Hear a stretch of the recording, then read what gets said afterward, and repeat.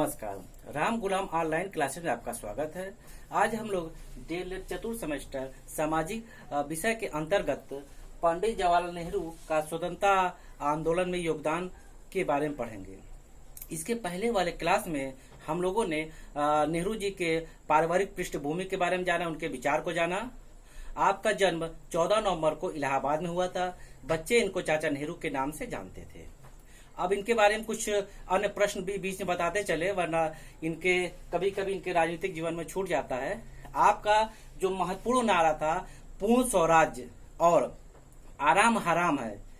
कभी कभी पूछा जाता है पूर्ण स्वराज का नारा किसने दिया, या एक दूसरा नारा है आराम हराम है किसने दिया, तो पंडित जवाहरलाल नेहरू ने दिया। आपके धनी व्यक्तित्व के आप धनी थे, जिस कारण आपको भारत रत्न भी दिया गया 1955 ईस्वी को। इनको भारत रत्न मिला 1955 ईस्वी को। ये 1912 को भारत आते हैं, वकालत करते हैं, लेकिन इनका मन नहीं लगता है, क्योंकि भारत की माटी इनको बुलाती है, स्वाधीनता आंदोलन अपनी ओर आकर्षित करता है, जिसके फलस्वरूप इनका सर्वप्रथम राजनीति से जो जुड़ा होता है वह होता है होम रूल आंदोलन। उस समय 1917, कहीं कहीं 1916 भी मिलता है, तो 1917 में ये होम रूल आंदोलन से जुड़े और शामिल हुए, जिनको बनाने का या स्थापना का श्रेय तिलक और एनी बेसेंट को जाता है, जो एक आयरिश महिला थी आयरलैंड की। इस आंदोलन से जुड़े एवं इनके विचारों से प्रभावित हुए और यहीं से इनके जीवन का परिवर्तन राजनीतिक क्षेत्र में होता है, राजनीतिक क्षेत्र में आगमन होता है, और धीरे धीरे ये जाके महात्मा गांधी संपर्क में आते हैं, और फिर ये एक राष्ट्रीय धारा के रूप में, एक राष्ट्रीय आंदोलन के रूप में हर आंदोलन में अपना पूर्ण योगदान देते हैं। ये आंदोलन में जुड़ते हैं और इनका विभिन्न कार्यक्रम में अपना योगदान देते हैं। होम रूल आंदोलन, होम रूल, होम मतलब घर, रूल मतलब नियम, यानी अपना नियम, ऐसी व्यवस्था जहां के लोग, ऐसा देश जहां के लोग अपना व्यवस्था, अपना नियम स्वयं बनाए, स्वयं चलाए। ये विभिन्न सामाजिक कार्यक्रम को भी करते थे, जिससे लोगों में आप निर्भर आए और लोगों को ये लगे कि सामाजिक जब जिम्मेदारी मिलेगी वो करेंगे, तो उनके अंदर जिम्मेदारी की भावना आएगी, तो उनको लगेगा कि वो भी स्वशासन कर सकते हैं। और वो इसमें होम रूल में ये सचिव पद पर भी रहे, और धीरे धीरे इनका जुड़ाव राजनीति से होने लगा, और ये महात्मा गांधी जी से तो प्रभावित थे ही। फिर उसके बाद 1919 में रॉलेट एक्ट अधिनियम के विरुद्ध एक कमेटी बनी थी, उसमें भी इनका आगमन होता है, जो कमेटी के सदस्य के रूप में ये राजनीति से जुड़ाव इनका आरंभ हो जाता है। और इस प्रकार ये भारत की राजनीति में धीरे धीरे प्रवेश करते हुए अब गांधी जी के निकट आने वाले थे, और कुछ ही समय में ये गांधी जी के इतने निकट आ जाएंगे और उनके एक सहयोगी के रूप में एक अपना योगदान देंगे। और उसके बाद 1920 में 1919 और 1920 के बीच में गांधी जी से इनकी मुलाकात होती है, और ये गांधी जी से प्रभावित होते हैं, उनके बात से, उनके विचार से, उनके सत्याग्रह से। और 1920 आते आते जब असहयोग आंदोलन प्रारंभ होता है, तो ये गांधी जी के साथ आंदोलन को करते हैं सक्रिय रूप से। इनकी योग्यता देख के, इनकी प्रतिभा देख के गांधी जी उनको असहयोग आंदोलन के अंतर्गत एक क्षेत्र देते हैं, संयुक्त प्रांत। संयुक्त प्रांत का मतलब है उत्तर भारत का क्षेत्र, उत्तर प्रदेश कह सकते हैं, उसका एक क्षेत्र देते हैं कि आप इस क्षेत्र का, इस आंदोलन में जो 1920 में आरंभ हुआ था असहयोग आंदोलन में, वो आप इनका नेतृत्व कीजिए। संयुक्त प्रांत का नेतृत्व की जिम्मेदारी महात्मा गांधी जी नेहरू जी को देते हैं, और नेहरू जी इस आंदोलन में जो उसका उद्देश्य था कि असहयोग, यानी अंग्रेजों के कामों में सहयोग नहीं करना, वो काम चाहे सैनिक का हो, चाहे कार्यालय का हो, एडवोकेट का हो, किसी प्रकार का हो, उसमें ये बढ़ चढ़ कर हिस्सा लेते हैं और अपनी योग्यता को दिखाते हैं। और गांधी जी भी प्रभावित होते हैं कि एक अच्छा क्रांतिकारी है, एक अच्छा राष्ट्रभक्त है, जो हमको एक अनमोल रत्न के रूप में मिला।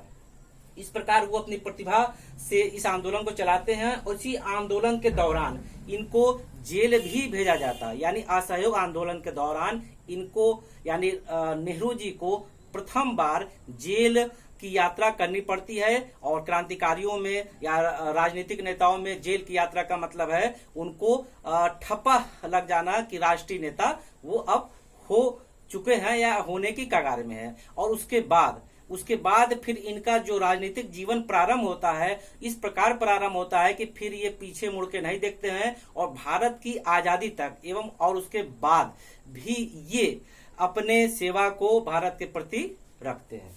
और उसके बाद 1924 में इलाहाबाद नगर निगम के अध्यक्ष चुने जाते हैं। 1920 से 22 तक असहयोग आंदोलन में सक्रिय भाग लिए, जेल गए और धीरे धीरे लोकप्रिय हो गए। इनका जो प्रतिभा था निखर के सामने आ जाता है। और 1924 ईस्वी में इलाहाबाद, जो इस समय प्रयाग या प्रयागराज के नाम से जाना जाता है, नगर निगम के अध्यक्ष चुने गए। वहां इन्होंने काम किया, लेकिन कुछ अधिकारियों के सहयोग न करने के कारण, क्योंकि इनका विचार राष्ट्रवादी था, स्वतंत्र था और बेबाक था, लेकिन कुछ अधिकारियों से आपस न बनने के कारण एवं या सहयोग न करने के कारण कहीं कहीं मिलता है कि अधिकारियों ने इनका सहयोग नहीं किया। तो ये 2 साल बाद 1926 में इस पद से त्याग पत्र देते हैं। इलाहाबाद नगर निगम के अध्यक्ष 1924 चुने जाते हैं। 2 साल बाद 1926 में इस पद से वो त्याग पत्र दे देते हैं। फिर उसके बाद ये 1926 से 1928 तक, ध्यान दीजिएगा, 1926 से 1928 तक कांग्रेस कमेटी के महासचिव पद पर रहते हैं। 1926 से 1928 तक कांग्रेस कमेटी के महासचिव के पद पर रहते हैं। अब देखिए धीरे धीरे इनका गांधी जी से जुड़ाव बढ़ा एवं कांग्रेस में इनका प्रवेश हुआ और धीरे धीरे ये अब आगे बढ़ेंगे एक अच्छे उभरते हुए नेता के रूप में। अब उसके बाद फिर 1929 में लाहौर का कांग्रेस अधिवेशन होता है। 1929 में लाहौर का कांग्रेस अधिवेशन होता है रावी नदी के किनारे। उसमें इनको यानी नेहरू जी को कांग्रेस का अध्यक्ष चुना जाता है। ध्यान दीजिए 1929 को लाहौर में रावी नदी के किनारे कांग्रेस का एक अधिवेशन होता है जिसमें इनको यानी नेहरू जी को अध्यक्ष चुना जाता है। उसी दौरान इनके विचार भी उभर के आते हैं। नेहरू जी के विचार अर्थात जवाहरलाल नेहरू जी एवं बोस, सुभाष चंद्र बोस का जो विचार था कि अब हमको पूर्ण स्वराज चाहिए। बोस यानी सुभाष चंद्र बोस और नेहरू जी का जो विचार था इसी अधिवेशन में उन्होंने रखा अपने कांग्रेसी भाइयों नेताओं के समक्ष, अब हमको पूर्ण स्वराज, पूर्ण का मतलब पूरा स्वराज चाहिए। और जबकि इनके पिताजी जो थे पंडित मोतीलाल नेहरू का जो विचार था कि उनको अधिराज डोमिनियन स्टेट चाहिए, यानी आंतरिक कुछ स्वतंत्रता चाहिए, पूर्ण स्वतंत्रता के पक्ष में वो नहीं थे और उनके साथ कुछ कांग्रेसी नेता थे। अब देखिए पिता और पुत्र में विचार में कुछ भिन्नता मिलती है लेकिन उद्देश्य दूसरा है। ये कुछ बोस के विचार से सहमत थे। और जब ये अध्यक्ष चुने जाते हैं तो उसके बाद 1929 में ही अध्यक्ष चुने जाते हैं तो उसके बाद ये अपने अध्यक्षीय भाषण में कहते हैं कि हमको पूर्ण स्वतंत्रता चाहिए, अब हम जब तक स्वतंत्र नहीं होंगे तब तक आंदोलन करते रहेंगे। फिर उसके बाद इन्होंने उसके अगले दिन इन्होंने झंडा फहराया 26 जनवरी 1930 को। 1929 को रावी नदी के किनारे, ये दिसंबर 1929 में ये अध्यक्ष चुने जाते हैं कांग्रेस के और ठीक दिसंबर था, अगले महीना जनवरी आता। 26 जनवरी 1930 को राष्ट्रीय ध्वज यानी तिरंगा फहरा करके स्वतंत्रता दिवस की शुरुआत करते हैं। अगर प्रश्न आए कि सर्वप्रथम स्वतंत्रता दिवस पर झंडा किसने फहराया आंदोलन के दौरान, तो 1929 में अध्यक्ष बनने के बाद जवाहरलाल नेहरू ने 26 जनवरी 1930 को राष्ट्रीय ध्वज फहराया। इसके पीछे एक छोटी सी कहानी कह सकते हैं या एक परिचर्चा कह सकते हैं, वो है कि हमारा संविधान 26 जनवरी 1950 को क्यों लागू हुआ। क्योंकि हमारा देश तो आजाद 15 अगस्त 1947 को हो गया। संविधान बनने में 2 साल 11 महीना 18 दिन लगे और जब संविधान 26 नवंबर 1949 को बन के तैयार हो गया और सबको स्वीकृत हो गया, 26 नवंबर 1949 को हमारा संविधान बन के तैयार हो गया, स्वीकृत हो गया। लेकिन इसके बाद हमको वेट इसलिए करना पड़ा कि हम मतलब भारतीय कांग्रेसी सब ये चाहते थे जो ये संविधान है वो ऐसी तिथि को लागू हो जो ऐतिहासिक तिथि उसका महत्व रखती, यानी कोई ऐतिहासिक तिथि हो जो हमको इतिहास में सदा के लिए अमर कर दे, इस संविधान को लागू करने के डेट पर। तो देखा गया इतिहास में डेट तो बहुत था, लेकिन 26 नवंबर 1949 के बाद जो सबसे निकट का डेट आता है यही आता है, जो लाहौर का अधिवेशन 1929 का था कि जवाहरलाल नेहरू ने 26 जनवरी के दिन राष्ट्रीय ध्वज फहराया था।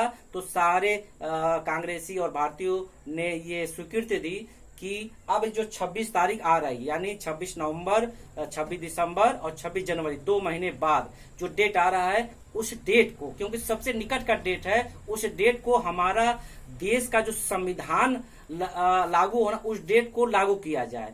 तो यही कारण है कि हमारा संविधान 26 जनवरी 1950 को लागू हुआ, इस ऐतिहासिक तिथि के फलस्वरूप। कभी कभी पूछता है कि हमारा संविधान